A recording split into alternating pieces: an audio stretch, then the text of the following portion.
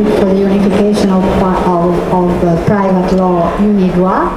I have the honor of being the Deputy Secretary General, and I'm here with two colleagues of mine, and as I will introduce them in a short while.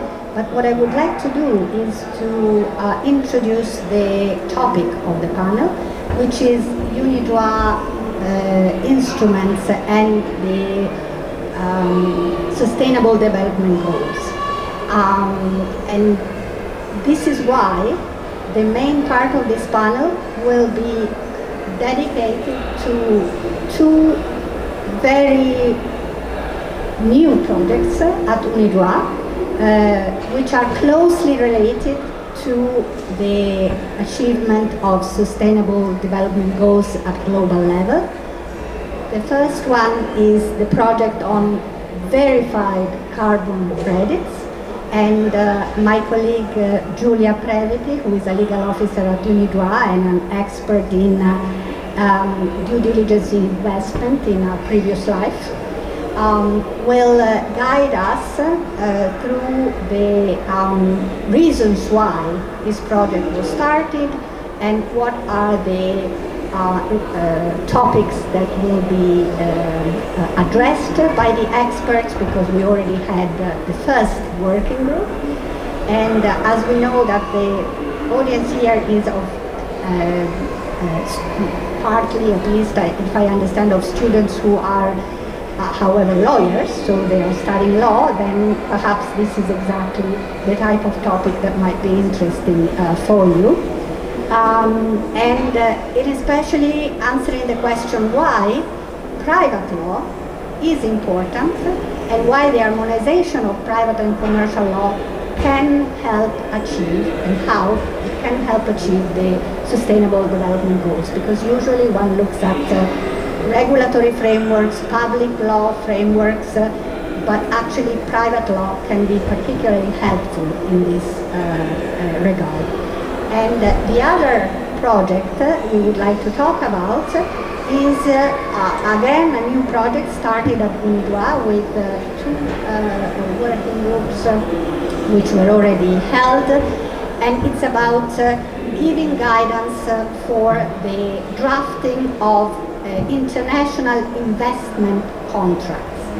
And again, the idea is that investment contracts would also contain clauses or cater for issues of sustainable development and achievement of sustainable goals, because this is how contract law can be used. But more will be, this topic will be addressed by my colleague Rocco Palma, who is an Italian diplomat and at the same time senior legal officer at UNIDROIT. Before, however, dealing with the two specific topics, allow me in the next slide to introduce UNIDROIT very rapidly, because I know that most of you know who we are and what we do. We are an independent intergovernmental organization. We are almost 100 years old, and we were born as an auxiliary organ of the League of Nations.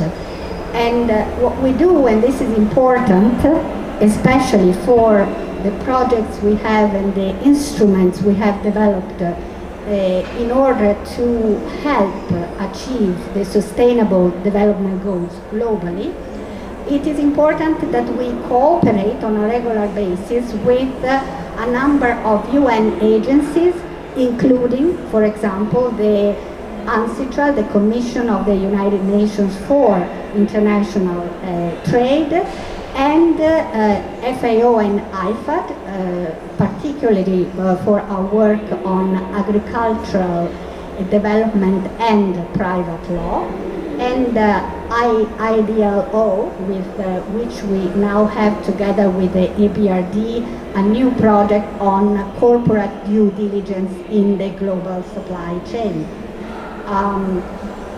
We have now 65 member states from all continents, but if we look at the number of states that have ratified at least one of our instruments, or with whom we have a steady relationship also through our program for international development, law and development, on which we spoke yesterday, so a program in cooperation with the Italian Ministry of Foreign Affairs and Cooperation. Thanks to this program and thanks to the fact that many other states, particularly in Africa and in Asia, which are not member states, have however ratified at least one of our instruments, we have close ties with a higher number of countries, which we are very happy to say can both contribute to the development of our instruments and at the same time also benefit from the implementation of these instruments, and we counted 127 of such states. So in the next slide, and I promise this is my last slide, and then we'll go to the specific issues that we will deal with today. What do?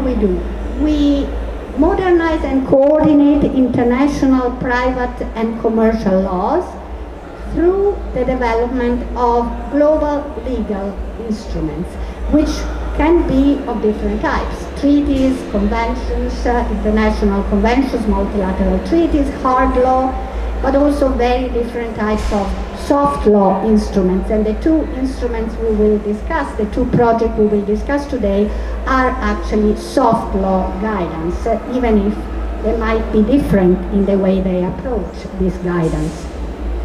And why do we develop these instruments? The most traditional reason is to facilitate international trade. Think about giving global guidance for drafting international contracts, like the UNIDROIT principles for international commercial contracts, or allowing especially arbitrators or judges to rely on an international framework for general contract law. But we also more and more develop cutting-edge best practices in new areas. For example, the area of the relationship between technology and the law. And our latest instrument is the digital assets and private law principles, which were approved last year in 2023, and which have already been implemented or used as a framework for the implementation of legislation in a number of countries. And last but not least, the part which is now in yellow, foster economic and social development, supporting sustainable growth where it is most needed. So mostly these instruments would not necessarily cater for international transactions, but would help the modernization and the reform of internal domestic laws. And in a way, it is important also to strengthen the rule of law, and to do so through the development of models which are, because of the way they are developed, which is a very inclusive way, governments, of course, but also individual experts, also stakeholders from different legal systems, those who will then have to use the instrument or have asked us to develop the instrument, as Giulia and Rocco will tell us in a short while. Allow me to conclude by pointing to two instruments which we will not discuss today, but which are extremely important, especially if we look at some of the most relevant sustainable goals that many countries would like to achieve in the near future. The two instruments developed together with the FAO and IFAD, which are, first of all, the legal guide on contract farming. Here I have the French version, but of course we have all different languages for it. I wanted to show the French version to say that we actually work in both languages, which might be interesting for many parts of the world. And this is a guide which has been particularly successful for one reason. The reason is the cooperation with FAO and IFAD, because we were able to integrate their expertise with our own specific knowledge of contract law and instruments that we had already developed in the past. And on the other hand, of course, FAO and IFAD have alerted us on where the real problems are, have given input on the economic side of things, and they were also instrumental, especially FAO in this respect, in the implementation of this guidance after it was approved, because of the fact that they work on the field and they have offices all around the world. We cannot afford that. We can provide legal advice, but we cannot actually be there. And they have projects where contract farming, for example, features as an important element, and they go there with our booklet, which is also their booklet because we have approved it together, and they have also developed a more specific contractual guidance based on this instrument. Another instrument developed with FIO, but with, with IFA, but with participation also in the development of FAO, is the legal guide on agricultural investment contracts. As you all know, this is a controversial topic. So the whole reason for this guide is to limit or to enhance, let's put it in a positive way, to enhance the use of mechanisms for investing in land which are not detrimental to the communities that live on the land, and which possibly do not deprive these communities of the title and the property on the land. So in this respect, this particular instrument is extremely important because it contains a lot of guidance on how to implement the Sustainable Development Goals in a way which at the same time, however, facilitates investment, because we want to achieve both goals. We don't want to create too many obstacles for investment. But I will stop here, and if you are interested, as we hope, in knowing more about these instruments, apart from looking at our web page, we have a stand here also tomorrow where you might get more information, or after this panel we are very happy to talk with you. But allow me then to turn immediately to Giulia Previti. As I said, she will talk about one of the newest projects at UNIDROIT, which is the project on verified carbon credits, and she will also tell us why we use this terminology, verified carbon credits. You know that the most used terminology is voluntary carbon credits. So, Giulia? Thank you, Anna. Thank you very much. Good morning, everyone. Thank you for being here today. Thank you for your interest in UNIDROIT and our ongoing projects and initiatives. So as Anna introduced me very kindly, my name is Giulia Previti. I am a legal officer with UNIDROIT here in Rome. And today I will be offering a brief presentation on one of our key priority initiatives, the project on the legal nature of verified carbon credits, or VCCs as I will be referring to them. As you can see from the agenda, I will first provide a brief introduction to UNIDROIT's project and the UN Sustainable Development Goals. I will then discuss what VCCs are and take you briefly through their life cycle. I will then address the UNIDROIT VCCs project specifically, including, among other things, its purpose and its scope. And I will conclude briefly by delineating next steps. Thank you. So as you have already heard, at UNIDROIT we focus on utilizing private law tools to improve commercial relationships, with also the goal of furthering sustainable developments. And here you have the UN Sustainable Development Goals. As you can see, next slide is fine, thank you. As you can see on this slide, most of our existing projects, not only the ones that we will be discussing today, even if primarily related to private law work areas such as contracts or secure transactions, they nonetheless relate to one or more of the UN Sustainable Development Goals. And currently in our work program for the triennial period 2023 to 2025, UNIDROIT has specifically established a new area of work dedicated to sustainable development, which at the moment includes 2 ongoing projects. And these are the project that I will be discussing, so on the legal nature of VCCs, as well as our work on the development of a guide on corporate sustainability due diligence in global value chains. So the VCCs project relates to a number of sustainable development goals, but most notably it relates to Sustainable Development Goal 13 related to climate action. Perfect. So what is a VCC? So you probably are broadly familiar with VCCs, but just in case, a verified carbon credit is a unit that is issued on the basis of a climate mitigation project, and it represents the achievement of a reduction or removal of 1 ton of carbon dioxide equivalent as verified by an independent third-party verifier.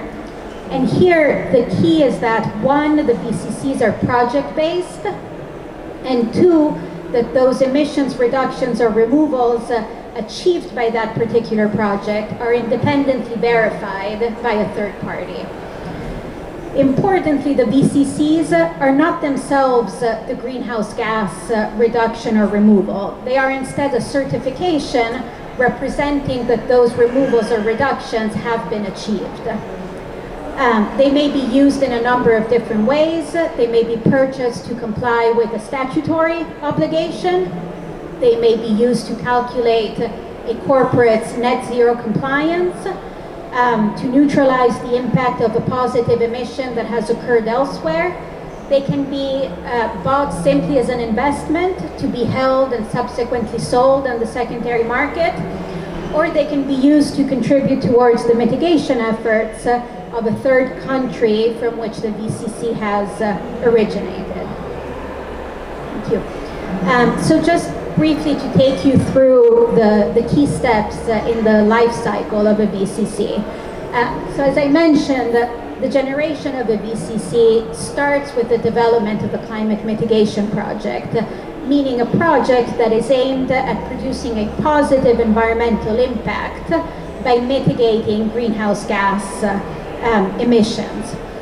The climate mitigation project must be registered with an independent third party. This could be a government entity, or it could be a carbon crediting program, or ICCP as I will call it, independent carbon crediting programs. ICCPs are private entities, each of which has its own set of rules and regulations, as well as their own approved methodologies to assess the climate impact of the projects that these organizations are asked to certify.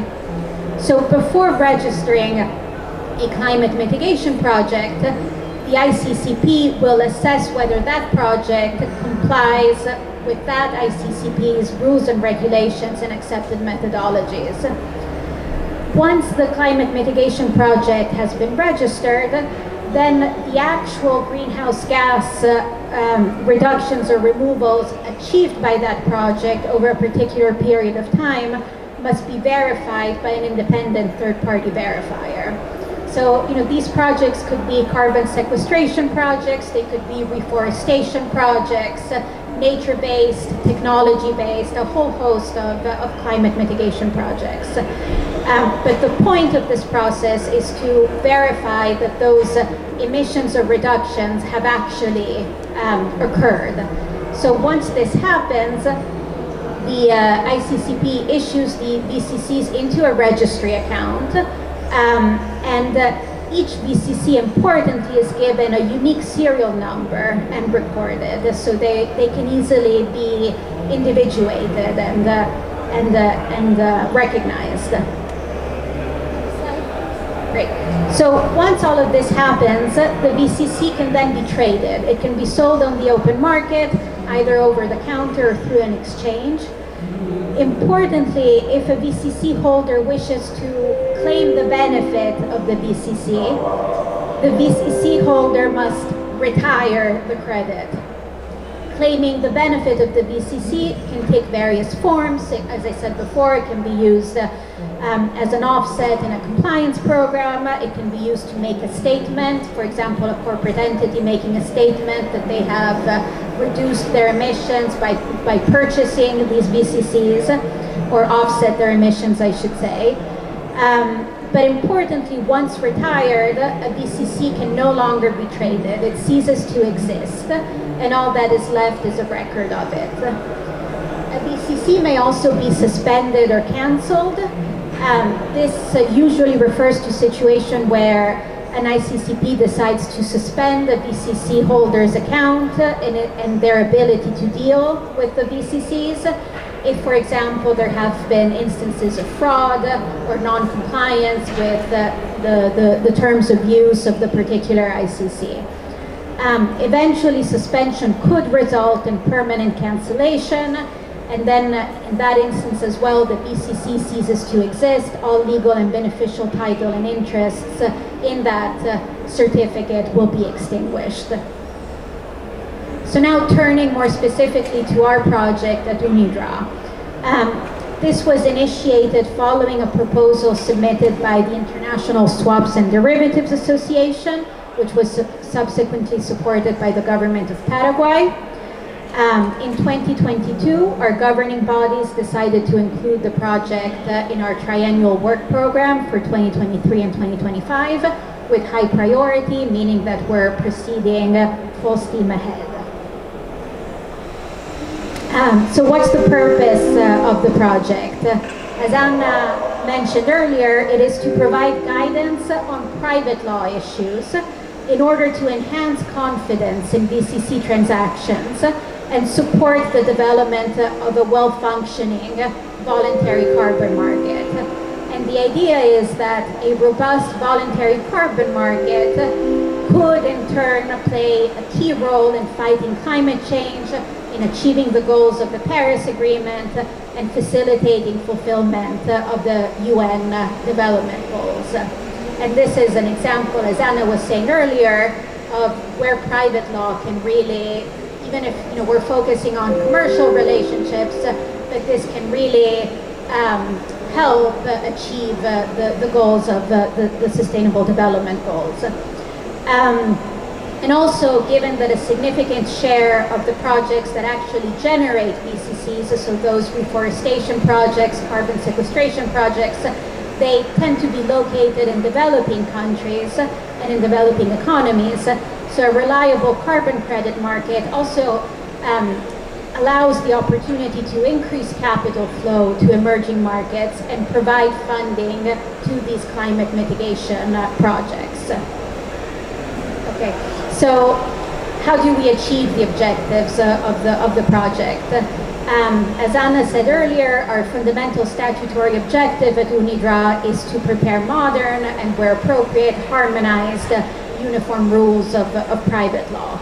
And we do that by working on both hard law instruments, meaning treaties or conventions, as well as a number of different soft law instruments, which can range from model laws, which are the hardest of the soft law instruments, if you will, to principles or legal guides, which instead are the softest example of soft law. And in this particular instance, there is a significant need for flexibility in this space, given that there currently is a lack of international consensus on how these instruments should be treated. There is a need from the market for guidance, for increased legal certainty.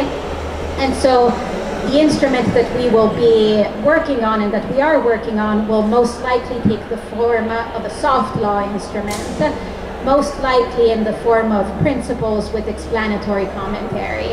And the idea there is that We're not offering, for example, a model law that overhauls an existing legislation or an existing system, but we're offering guidance which states can use as a checklist against their own domestic legislations and determine whether and to what extent domestic legislation needs to be adapted in order to foster the growth of this market.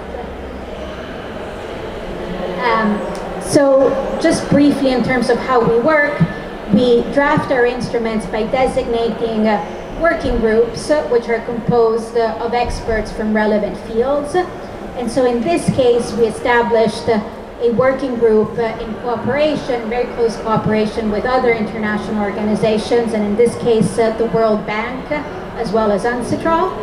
And our working group is composed of experts that here have been selected for their experience and knowledge of fields including carbon credit trading, environmental law, property law, secure transactions, digital technology, and so forth.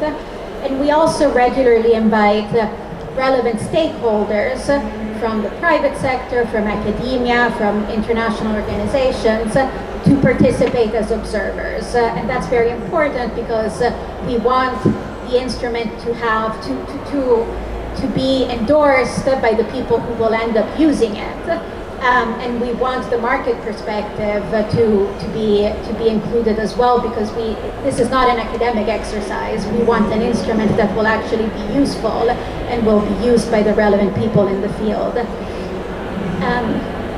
Next slide, please. Great.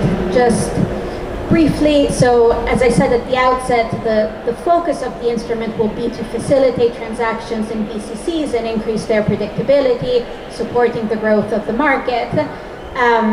The focus of the instrument will be on private law and the private law issues that arise from the trading of BCCs.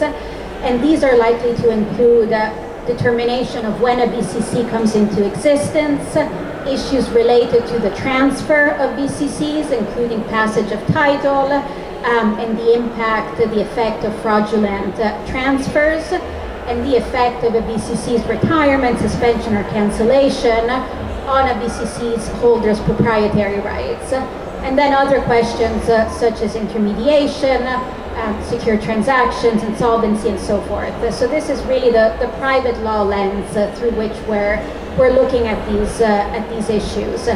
On the other hand, regulatory questions, including questions of environmental law, questions relating to the implementation of Article 6 of the Paris Agreement, which are very relevant, obviously, in this space, but they are not directly within the scope of our project. We don't do regulation. We obviously need to be aware of it.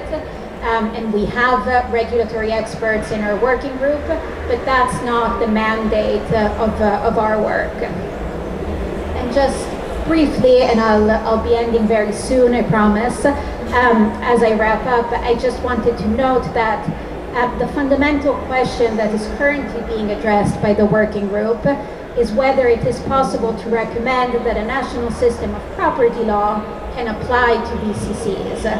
And that means that several of the significant questions that arise if a BCC is traded in a market, so the issues that I mentioned earlier regarding transfers, intermediation, secure transactions, and so forth, they can be answered according to existing and well-developed principles in applicable law, so that we don't have to reinvent the wheel necessarily.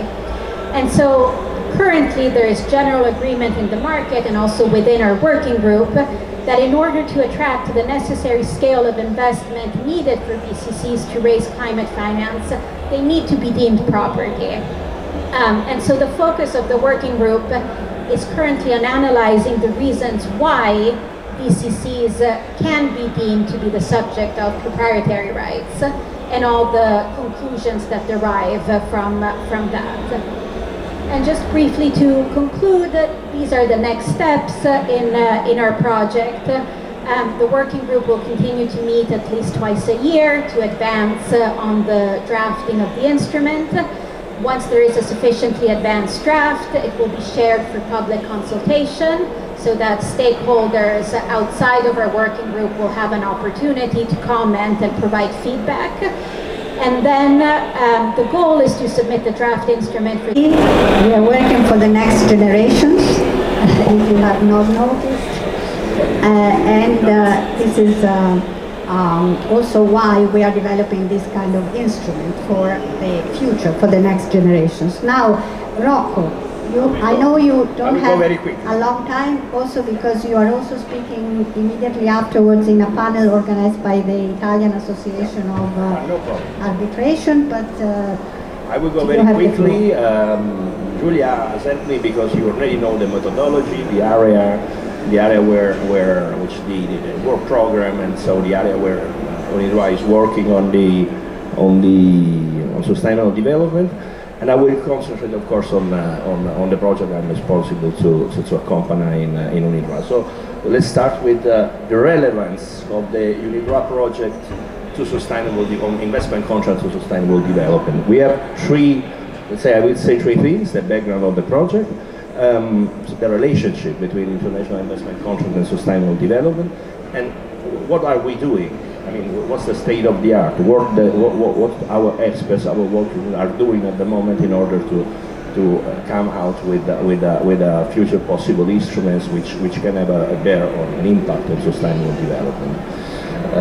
Moving further, so what's the background of the project? There was a proposal by the International Chamber of Commerce to explore how international investment contracts, which we will see later what they are exactly, contracts between states, state entities, and private foreign investors, could be modernized, harmonized and standardized in light of the UNIDROIT principles which were mentioned by the Joint Secretary General, and which are the main product of UNIDROIT, principles of general contract laws, which serve the purpose of creating a common language for operators coming in, international commercial contracts coming from different legal traditions.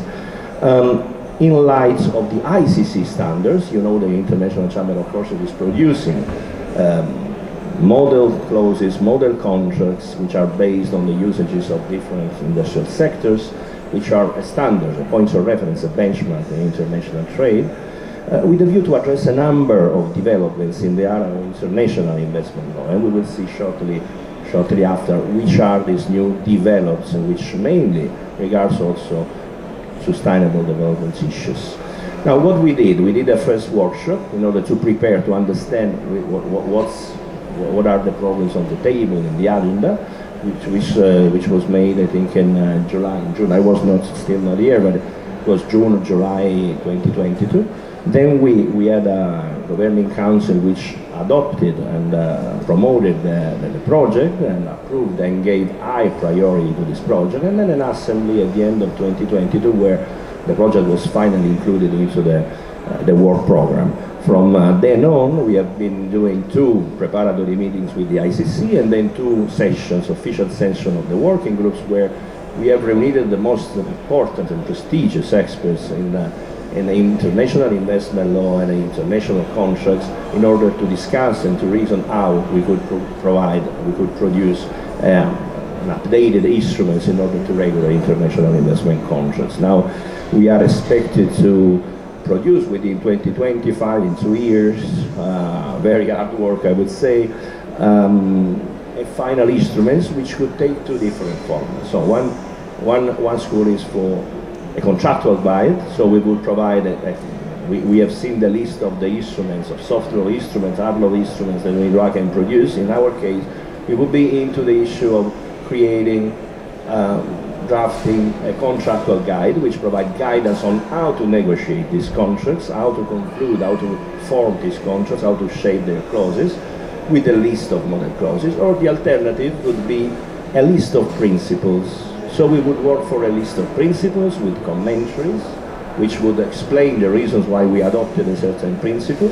And then, again, there would be a list of model clauses corresponding to each principle, with different options. So this would be very similar, very close to our main product, which is the UNIDROIT principles. But UNIDROIT principles, as you know, or I will tell you, is about general contract law. So in this case, within a larger program, when UNIDROIT is trying to adapt the UNIDROIT principle to different sectors of in contractual or economic activities, these instruments would match with the idea of creating special adaptations of the UNIDROIT principle in certain sectors, as we did for the principles of reinsurance contracts. So there is a general part of contract law, and then there is a special part. In this case, those principles would be adapted to the special case of international investment contracts. Of course, the difference is big, because in the case of an instrument of principles, as you probably know, the principles can be the same law applicable to the contract. So it can be designated by the parties as the law applicable. It can be designated as the law applicable together or in combination with a national law. And it can be used for the supplementation or interpretation of the otherwise applicable law, which could be international law. I'm thinking in the context of the international sale of goods to the AICS, the Vienna International Convention 1980, on the sale of on the international sale of goods, but it can be also interpreted as an instrument for the interpretation. In this case, I mean, it could be new instrument applying the UPIC principle, the UNIDROIT principle of investment contracts, could work as the applicable law, but could also work as an instrument in any case to produce a well-balanced contract or to interpret the contract. Now, let's see what are exactly international investment contracts.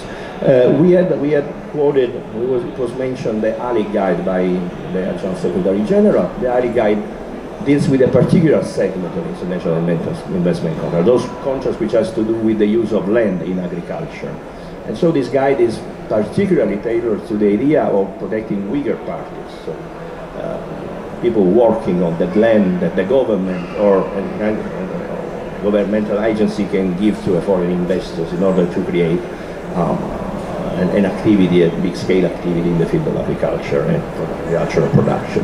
Now we are dealing with the whole set, all types of investment contracts, and with the specific problems concerning their stability, regulatory stability, and how they deal with sustainable development instruments.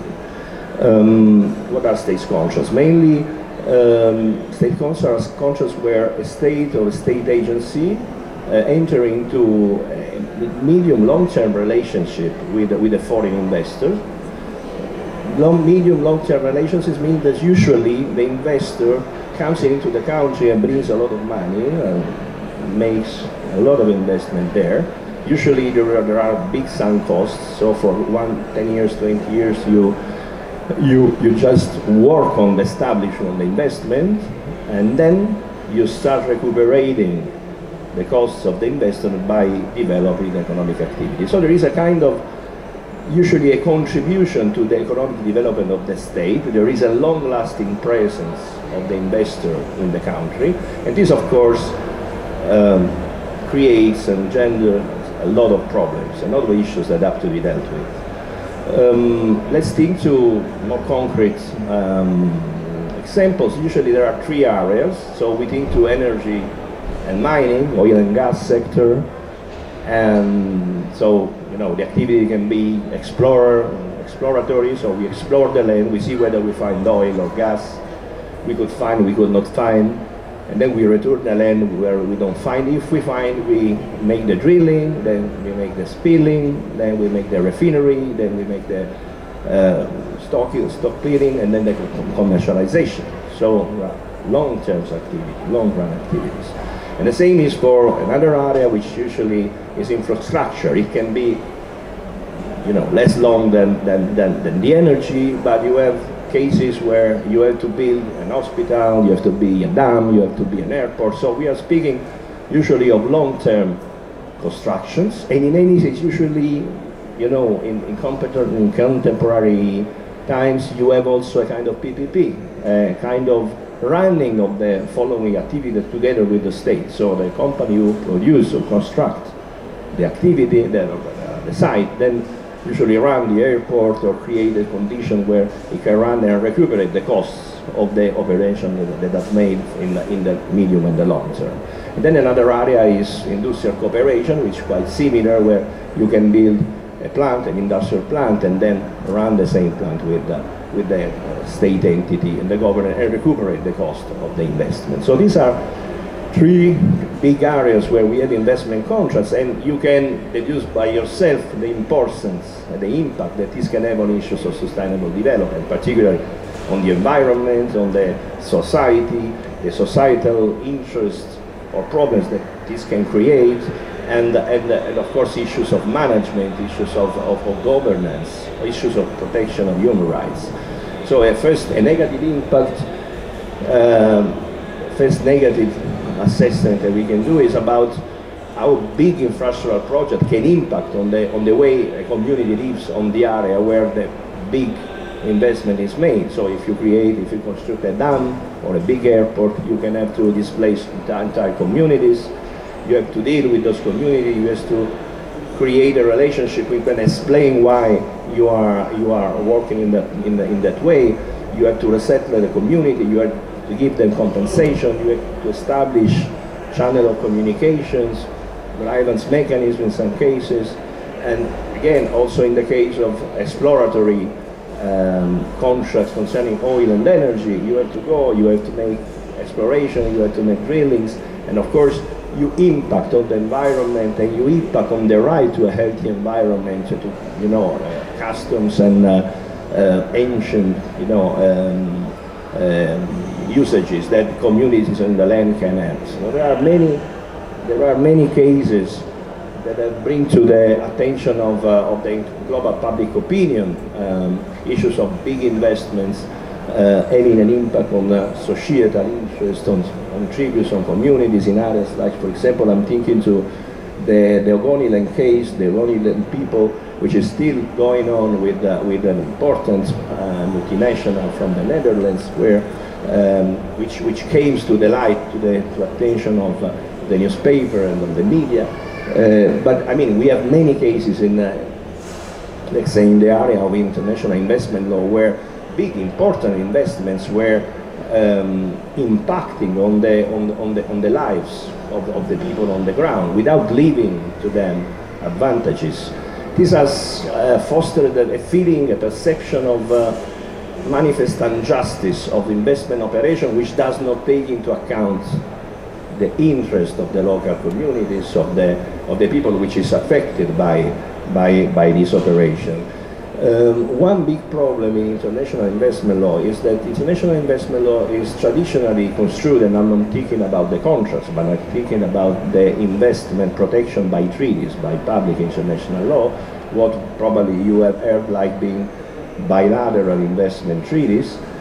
These are constructed in a one-sided way, as an instrument to protect exclusively the interest of the investors. So from the 80s, the idea is that you conclude investment contracts, bilateral investment treaties, and you give a protection which is unilateral to investors in order to attract investment. There is a quid pro quo. So there is an exchange. I give you a strong protection by a treaty to states, agree that they will confer protection to their investors going to invest in the other country, and I give you a stick, I give you even the capacity through an umbrella clause to convene the state, even if you are a private, to an international arbitration, and you will have to compensate any violation of the standard of fair and equitable treatment. So if there is a change in the legislation of the state compared to the moment where the investment was agreed, which increase the cost of the investment, or if there is an expropriation, or if there is any type of suspension or interruption of the investment which was not planned into the initial investment program. Now, the point is that there has been a perception of injustice, or manifest injustice in this operation, because in many cases, like the one that I mentioned there, foreign investors could convene the states into arbitration and obtain very important hefty compensations, but there was no way into the BITs, into the bilateral investment treaty, to have an acquaintance of the legality of the investor, on the way the investors have behaved, for example, vis-a-vis the local communities. So every type of violation of investors' obligation, of standards of national law, were deemed to be within the competence, within the sphere of the local courts, of the local trials, of the local judges. So this has created a feeling, a case where states have been forced to pay important compensation, but at the same time, the investors which gained the compensation had violated several human rights, several international standards, and this is something that we want to take into account. We want to take into account because, of course, it's part of the global consensus concerning sustainable development, and so the SDGs, or we know the 17 SDGs. We all know that this global consensus concerns several values, several policies, including global governance, environment, society, the ESGs, and of course, investment contracts in several ways can contribute to the achievement and to fostering of sustainable development if we create a good structure, a good standard to be followed by the parties. I'm thinking to SDG 16, 17, and 18. Contractual structure is a legal institution, and the partnership, it's a partnership. Investment contract is a partnership with private investors and governments. But I'm thinking also to investment contracts give a contribution to decent growth, decent work, economic growth. We are thinking investments, I think global investment account for the 10% of the global domestic product, which is a very huge quantity, of course, and it has a regulatory role in allocating knowledge, technology, because foreign investors brings to country which does not have technology, which does not have knowledge, which does not have know-how, according to the theory of comparative advantage, those technologies, that know-how that they need. So they have a regulatory role. And then, of course, single type of investment contracts, creating a water service, creating a nutrition service, agriculture, can of course contribute to develop the capacity of states to provide public services. Now, what we are doing, and I finish. So I fly over the last pages to come to. Let's say what happened in third generations BIT and the concepts we are. So what we are doing with sustainable development. What we are doing is to look into, with subgroup 3, into a new generation of BIT, which is taking into account this social alarm, which was generated by the cases I mentioned before. There are at least 21 BIT and 60 BIT which are targeting the need to impose on investors new obligations, new commitments, sometimes in the language of best effort, so it's more endeavor language, sometimes targeting directly investors with compulsory language, and imposing new standards concerning sustainable development, climate change. You know, FT compensation can also bring states to have a regulatory shield, so not to pursue climate change policy for being scared of having to pay compensation to carbon core producers or to carbon core investors. So what we are doing is trying to integrate these new standards which come from recent BIT and from the same SDGs and from the same international standards as you can find in the OECD guidelines, like you can find in the UN responsible business principles, into list of principles, into principles and model clauses that we can integrate into our model contracts. So what we are doing with SGT3 is basically to create a standard, a balanced instrument in order to protect on one side the investors and give to investors regulatory stability, but on the other side also include a number of standards which can protect the right to regulate of the states on one side, and on the other to impose over investors a number of commitments that will be clarified and will be specified into the contract. So this is more or less the point we are. We expect that contracts will be more and more relevant, even more than BIT in the future in regulating investments, and having for the years to come, from the decades to come, I would say, for the 50 years to come, an instrument which integrates protection of the investors, regulatory stability on one side, and on the other side, a list of principles including on sustainable development, which protects human rights, includes the most important and relevant and updated standards in the matter to be included in the contracts would give a great contribution to the achievement of the SDGs. Thank you. I'm sorry for running a little bit, but we had to... Thank you very much, Rocco. Of course, all these topics would need more time. This is a little bit a whetting of an appetite. If you are interested, we are in Via Panisperno, but we're also on the web, and we have this little stand there. We have to keep with the time because there are other panels, and I know that you also have other commitments. So thank you very much, first of all, to participate in the panel. Thank you to my colleagues, and thank you also to the Italian Agency for Development Cooperation for hosting us in their stand. And we hope that you will come to UNIDROIT and know more about what we do generally and in the field of the relationship with sustainable development goals. Thank you. Thank you.